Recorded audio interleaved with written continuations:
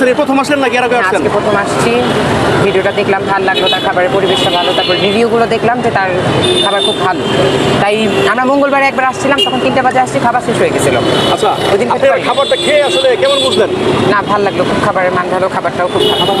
মানে দাম অনুযায়ী খাবারটা অনেক ভালো হয়েছে। আচ্ছা, এরকমের খাবার আর কোথাও খেয়েছেন ঢাকার ভিতর? না, 100 টাকায় এইভাবে করে তো কোথাও সচরাচর খাওয়া যায় না। সাধারণত এখনকার বাজার হিসাবে জি, জি। 160 টাকা প্লেট হয়ে যায়, তা ওইখানে 100 টাকার মধ্যে ভাত আনলিমিটেড, 1 পিস গোশত, আলহামদুলিল্লাহ খুব। এই নিয়ে কি আপনি দ্বিতীয়বার আসলেন?